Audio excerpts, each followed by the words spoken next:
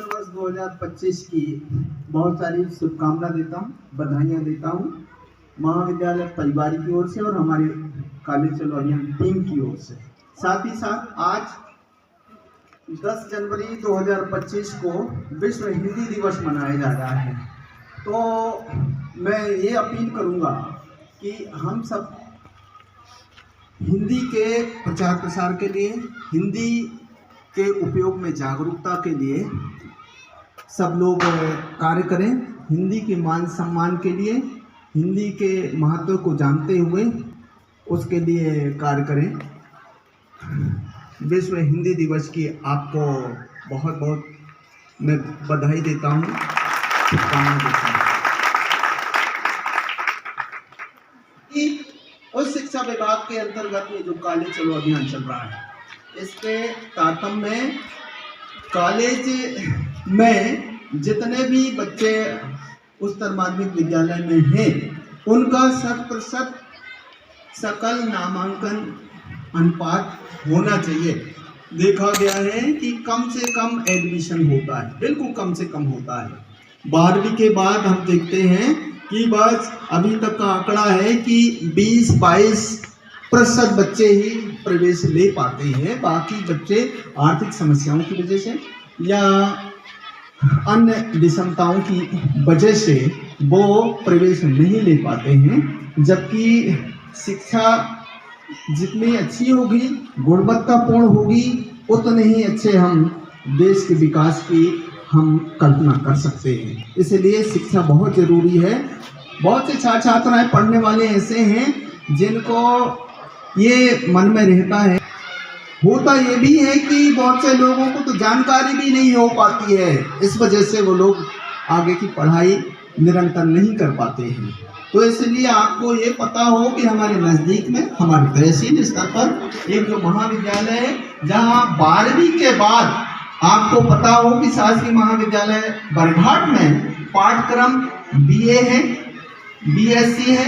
BSc में आपको पता हो कि बायो के साथ मैथ्स भी है और CST है। तो वहीं कॉमर्स में आप सभी को ये ध्यान हो, पता हो कि कॉमर्स में प्लेन कॉमर्स के साथ साथ कंप्यूटर एप्लीकेशन विद कॉमर्स का कोर्स भी है, स्नातक स्तर पर, और B.Lic भी है। तो वहीं स्नातकोत्तर स्तर पर हिंदी, अर्थशास्त्र, भूगोल, M.Lic के कोर्स भी हैं। साथ ही साथ आपको और ये भी पता हो पाठ्यक्रम के संबंध में IGNOU के जितने कोर्स संचालित होते हैं, जितने पाठ्यक्रम संचालित होते हैं, वो सभी पाठ्यक्रम उपलब्ध हैं। चित्रकूट विश्वविद्यालय के अंतर्गत BSW, MSW के पाठ्यक्रम संचालित होते हैं। तो आप सभी को ये भी पता हो कि भोज मुक्त विश्वविद्यालय के जितने भी कोर्स हैं, वे सभी शासकीय महाविद्यालय बरघाट में संचालित हैं। तो ये तो रही कोर्सों की बात। अब कोर्सों के साथ साथ, पाठ्यक्रम के साथ साथ पाठ्येतर गतिविधियां, विद्यार्थियों के समग्र व्यक्तित्व विकास के लिए जो गतिविधियां होती हैं, खेल कूद है, क्रीड़ा विभाग है, तो जिसमें शैक्षिक कैलेंडर के आधार पर पूरे वर्ष भर खेल कार्यक्रम आयोजित होते रहते हैं और बच्चे जो है महाविद्यालय स्तर से जिला स्तर, संभाग और राज्य राष्ट्रीय स्तर तक प्रतिनिधित्व करते हैं। तो वहीं विद्यार्थियों के बेहतर करियर निर्माण के लिए स्वामी विवेकानंद करियर मार्गदर्शन प्रकोष्ठ हैं, जो बच्चों को अच्छी प्रशिक्षण, अच्छी कार्यशाला, अच्छी प्लेसमेंट कैसी हो और उनको करियर मार्गदर्शन करके उनको बेहतर करियर निर्माण की दिशा में आगे बढ़ाने का कार्य किया जाता है। 60% बनाती हैं छात्राएं, तो उनको उच्च शिक्षा विभाग की ओर से 5,000 की आर्थिक सहायता ये पहले दी जाती है। नहीं आया समझ में? जो छात्राएं 60% बनाती हैं, उनको तो 5,000 की आर्थिक सहायता दी ही जाती है। साथ ही साथ स्कॉलरशिप अलग है। अब यहाँ छात्र भी बैठे हैं, छात्र में यदि छात्रा 70% बनाते हैं तो उनको मुख्यमंत्री मेधावी विद्यार्थी योजना के अंतर्गत निःशुल्क प्रवेश होता है। निःशुल्क प्रवेश अच्छे लीडर, प्रवेश के लिए व्यवस्था नहीं हो पाती, दिक्कत होती है, तो निःशुल्क प्रवेश होता है मुख्यमंत्री मेधावी योजना के अंतर्गत और उनको स्कॉलरशिप अलग मिलती है। हमारे महाविद्यालय की ओर से ये कहना चाहता हूँ, आदरणीय प्राचार्य और स्टाफ से भी अनुरोध करूँगा कि जो विद्यार्थी यहाँ से 90% 10वीं में या 12वीं में बनाएंगे तो हमको वो सूची मिले तो हम महाविद्यालय की ओर से भी उनको प्रोत्साहित करेंगे, सम्मानित करेंगे। ये बात इसलिए बोलना बहुत जरूरी है क्योंकि आपको आगे की बात पता होगी तो निश्चित रूप से हम लोग मानते हैं कि आपकी पढ़ाई अच्छे रुचि के साथ, अच्छे उत्साह के साथ बढ़िया से बढ़िया होगी। तो ये इतनी सारी जो जानकारियां हैं ये आपकी पढ़ाई में सब मददगार होंगी। अब जो पाठ्यक्रम है, आप सभी को ये तो पता ही है कि नई शिक्षा नीति 2020 लागू हो गई है, जिसमें 10-2 की शिक्षा पद्धति के स्थान पर 5-3-3-4 शिक्षा पद्धति लागू हो गई, जो परिणाम आधारित है, शोध को प्रोत्साहन है, व्यवसायिक है, रोजगार परक है, समृद्ध भारतीय ज्ञान परंपरा को बढ़ावा देने की जिसमें प्रावधान की गई है।